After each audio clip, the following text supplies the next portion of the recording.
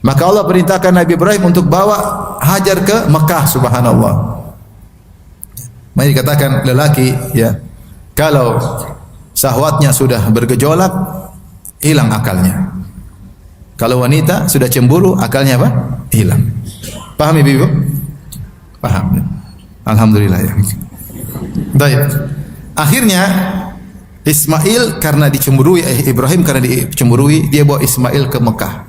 Tinggal sana sampai sini Hajar. Akhirnya lahirlah siapa? Nabi Muhammad sallallahu alaihi wasallam. Semuanya dengan ujian dan penderitaan. Siapa yang tidak sedih harus berpisah dari istrinya, meskipun istri nomor 2. Siapa yang tidak sedih harus berpisah dari anak yang satu-satunya ketika itu. Tapi dia jalankan perintah Allah. Ternyata di balik itu ada keindahan. Lahirlah manusia terbaik di alam semesta, Nabi Muhammad sallallahu alaihi wasallam yang merupakan keturunan Ismail alaihissalam. Ini kisah yang Allah sebutkan dalam Al-Quran, wa asa an takrahu syai'an wa huwa khairul lakum. Bisa jadi kau benci sesuatu, ternyata baik bagimu. Kisah terakhir yang saya sampaikan adalah kisah Zainab bintu Jahsyin. Zainab bintu Jahsyin wanita memiliki nasab yang tinggi. Ternyata Rasulullah melamar dia untuk budaknya, namanya Zaid ibn al-Harithah. Zaid bin al-Harithah adalah seorang budak yang dibeli oleh Hakim bin Hizam, kemudian dihadiahkan kepada bibinya yaitu Khadijah radhiyallahu anha. Kemudian Khadijah menghadiahkan kepada Nabi karena ketika itu Nabi sudah tidak punya anak laki-laki. Anak laki-laki sudah meninggal, itu Qasim bin Abdullah, tinggal anak perempuan yaitu Zainab, Ruqayyah, Ummu Kulsum dan Fatimah. Maka Zaid bin Harithah dihadiahkan oleh istrinya Khadijah radhiyallahu anha untuk Nabi. Maka Nabi merdekakan budak ini sampai anak ini dijadikan anak angkat oleh Nabi, namanya Zaid bin Muhammad. Sebagaimana tradisi yang berlaku di negeri Arab ketika itu, boleh mengangkat anak angkat dan anak angkat tersebut dinisbahkan kepada bapak angkatnya. Jadilah Zaid bin apa? Muhammad. Maka Allah ingin menghilangkan tradisi ini sehingga tidak boleh lagi Zaid bin Muhammad, harus Zaid ibn Harithah, bapak kandungnya. Maka akhirnya Rasulullah SAW datang kepada Zainab bintu Jahsyin, wahai Zainab, ini putraku, yaitu putra angkatku, saya lamar engkau buat dia. Zainab tidak mau. Ini kan budak dulunya. Sementara saya wanita merdeka. Dia tidak mau. Sampai akhirnya turun firman Allah. Wa ma kana lil mu'minin wa la mu'minatin idza qada Allahu wa rasuluhu amran an yakuna lahumul khiyaratu min amrihim. Tidak pantas bagi seorang lelaki mukmin dan wanita mukminah jika telah datang keputusan Allah kemudian mereka punya pilihan yang lain. Jika datang keputusan Allah Rasulnya kemudian punya pilihan lain. Akhirnya ketika turun ayat tersebut, Zainab mengatakan, kalau ini perintahmu ya Rasulullah, saya nikah. Maka menikahlah Zainab meskipun dia tidak suka sama siapa? Zaid. Maka menikahlah, berumah tanggalah mereka. Berjalan waktu, berjalan, ternyata ada ketidakcocokan. Sampai akhirnya Zaid bilang sama Nabi, ya Rasul, saya ingin menceraikan apa? Zainab. Tidak ada perintah, Zaid sendiri tidak kuasa, dia pikir saya ingin menceraikan Zainab. Akhirnya ketika Zaid menceraikan Zainab, Allah perintahkan Nabi untuk nikah dengan siapa? Zainab. Walamma qada Zaidun minha wataran zawwajnakaha. Kata Allah, ketika Zaid sudah selesai menceraikan Zainab dan sudah habis masa iddahnya, kami nikahkan engkau dengan Zainab. Jadi nama satu orang sahabat yang namanya disebut oleh Allah langsung dalam Quran cuma Zaid. Itu dalam ayat tersebut dalam surat Al-Ahzab. Tatkala Zaid, yaitu Zaid bin Harithah, menceraikan istrinya Zainab bintu Jahsyin, zawajnakaha, kami nikahkan engkau dengan Zainab. Maka setelah itu ada faedah di antaranya, berubahlah Zaid, bukan lagi Zaid bin Muhammad tapi Zaid bin Al-Harithah. Di antara dalil bahwasanya ini Zaid bukan anaknya Muhammad, Muhammad boleh menikah dengan bekas istrinya, faham? Seandainya Zaid ini anaknya Muhammad, tidak boleh dia menikah dengan bekas mantunya, enggak boleh. Karena mahram abadi, enggak boleh. Jadi Allah benar-benar ingin menghilangkan tradisi yang tersebar di masyarakat kalau anak angkat benar-benar seperti anak nasab, kemudian dapat warisan dan berlaku kalau istrinya tidak boleh dinikahi, maka Allah hilangkan tradisi tersebut dengan cara demikian. Ternyata apa yang dilakukan oleh Zainab bintu Jahsyin, ternyata meskipun dia tidak suka, namun karena Allah, ternyata kebaikan bagi dia. Jadilah dia ummul mukminin. Jadilah nikah dengan Nabi SAW dan istri Nabi di dunia maupun di akhirat. Yang kedua, Allah yang langsung nikahkan, bukan walinya. Makanya Zainab bintu Jahsyin berbangga di hadapan istri-istri Nabi yang lain. Zainab bintu Jahsyin berkata, "Zawwajakunna ahalikunna wa zawwajani Allah min fawqi sab'i samawat." Kalian wahai istri-istri Nabi yang lain, madu-maduku, kalian dinikahkan oleh wali kalian. Adapun aku, Allah langsung yang nikahkan. Ini contoh bahwasanya terkadang sesuatu yang buruk kita sangka ternyata lebih baik daripada yang kita duga. Ini di antara cerita-cerita yang Allah sebutkan dalam Al-Qur'an, ya. Maka kita meyakini hal tersebut, ya, bahwasanya apapun yang menimpa kita maka pasti lebih baik daripada kalau tidak menimpa kita. Ini suatu hal yang harus kita yakini. Dengan syarat kita harus bersabar. Kenapa ibu-ibu kita tahu bahwasanya yang terbaik? Karena kita punya keyakinan. Di antaranya kita yakin bahwasanya Allah lebih sayang kepada hamba yang beriman daripada kasih sayang ibunya kepada sang hamba tersebut. Rasulullah SAW pernah bersabda, "Lallahu arhamu bi ibadihi min hadhihi bi waladiha." Allah lebih sayang kepada hamba-hambanya daripada ibu ini kepada anaknya. Rasulullah ucapkan ini sallallahu alaihi wasallam ketika ada seorang wanita, seorang ibu kehilangan anaknya dalam peperangan. Maka dia cari-cari anaknya, dia cari sambil menangis, sambil sedih. Akhirnya dia ketemu anaknya. Ketika ketemu anaknya langsung dia peluk, langsung dia susuin. Ini cinta yang luar biasa, kasih sayang luar biasa yang ada di alam semesta. Kasih seorang ibu kepada anak, apalagi baru saja berpisah lama, apalagi sang anak masih kecil. Maka ketika sang ibu memeluk sang anak, kemudian dia susuin anak tersebut, sahabat lihat luar biasa, ini ibu sangat sayang kepada anaknya. Inilah kasih sayang yang paling hebat yang ada di alam semesta. Dalam kondisi demikian, maka Rasulullah mengatakan kepada para sahabat, "Lallahu arhamu bi ibadihi min hadhihi bi waladiha." Allah lebih sayang kepada hambanya daripada ibu ini kepada anaknya. Kenapa bisa demikian? Karena yang membuat kita, yang menciptakan kita Allah Subhanahu wa taala. Benar ibu kita punya jasa. Kita pernah dalam perutnya, kita pernah makan dari gizi dari tubuhnya. Kita pernah numpang dalam perutnya, tapi siapa yang menciptakan kita? Allah Subhanahu wa taala. Alladzi khalaqaka fasawwaka fa'adalak fi ayyi suratin ma syaa rakkabak. Dialah Allah yang telah menciptakan engkau dan menjadikan tubuhmu seimbang dan memilih bentuk untuk engkau. Yang ciptakan kita sang kreator adalah Allah Subhanahu wa taala. Tentu dia lebih perhatian akan hasil kreatornya daripada sang ibu.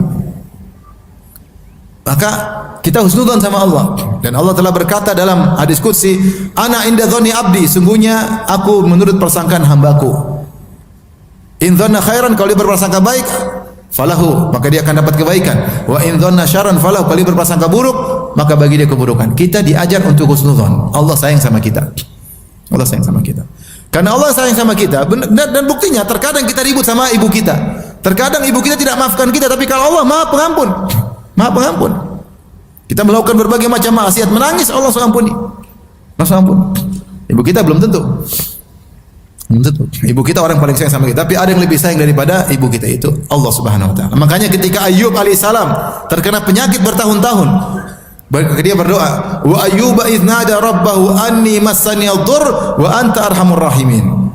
Dan ingatlah Ayyub ketika dia berdoa, dia berkata, "Ya Rabbku, aku terkena penderitaan dan engkau adalah arhamur rahimin." Arhamur rahimin artinya, bahasa Indonesia artinya apa? Zat yang paling sayang di antara para penyayang. Artinya istri saya sayang sama saya, bapak saya sayang sama saya, ibu saya sayang sama saya, anak saya sayang sama saya, kakak saya sama saya, teman saya sayang sama saya, tapi mereka semua kalah. Ya, arhamur rahimin siapa? Allah. Yang paling penyayang kepadaku adalah Allah Subhanahu wa taala. Tapi ini perlu husnudzon. Nah, kalau kita tahu Allah sayang sama kita, maka tidak mungkin Allah berikan kita yang buruk. Allah pasti pilihkan yang terbaik. Harus kita yakini. Harus kita yakini. Karena terkadang kebaikan kita sangka baik ternyata buruk. Sebagai contoh, Allah kisahkan dalam Al-Quran tentang diskusi antara Nabi Khadir dengan Nabi Musa. Ketika Nabi Musa, Nabi Khadir naik sebuah kapal, perhatikan, naik sebuah kapal dalam surat Al-Kahf. Fantalaqa hatta idza raqiba fis safinati kharaqaha. Mereka naik kapal, ternyata gratis. Orang-orang pemilik kapal bilang, "Oh, ini Khadir." Mereka kenal Khadir, mereka tidak kenal Musa. Ini Khadir orang baik, sudah naik kapal gratisan. Setelah turun dari kapal, ternyata Khadir merusak kapal tersebut. Musa heran, "Hai Khadir, kita naik gratis, kenapa kau rusak kapal itu? Kan kita gratis, kenapa rusak kapal itu?" Kata Nabi Khadir, "Alam aqul innaka lan tastati'a ma ya sabar." Saya kan bilang kau tidak sabar. Jangan dulu tanya, nanti saya jelasin. Nabi Khadir Karena dia suka mengingkari kemungkaran, lihat ini kemungkaran, dia tidak sabar. Kemudian berjalan lagi, fantalaka falaqiya gulaman faqatala. Kemudian ada anak lagi main-main, Nabi Khadir kemudian bunuh anak tersebut. Nabi Khadir pun diingkari oleh Nabi Musa. Qala aqatalta nafsan zakiyatan bighairi nafsin laqad ji'ta syai'an nukra. Kenapa kau bunuh anak ini? Dia tidak melakukan kesalahan. Kecuali bunuh orang lain boleh, dia enggak melakukan kesalahan. Setelah itu Nabi Khadir pun cerita, dia jelaskan. Kenapa saya rusakin kapal tersebut? Amma safinatu fakanat limasakina ya'maluna fil bahar. Adapun kapal tersebut adalah milik orang-orang miskin yang mereka kerja di laut, yaitu sebagai nelayan. Wa kana wara'ahum malikun ya'khudhu kulla safinatin ghasba. Di balik mereka, di belakang mereka ada raja yang suka merampas kapal-kapal yang bagus. Maka saya rusakin kapal ini sedikit, rusak sedikit, bukan banyak-banyak. Supaya kalau ada raja mau rampas kapal enggak jadi, ini kapal rusak, ngapain saya ambil? Dia akan mengambil kapal yang lain. Ternyata rusaknya sedikit kapal tersebut untuk menyelamatkan apa? Kapal tersebut agar tidak dirampas oleh raja.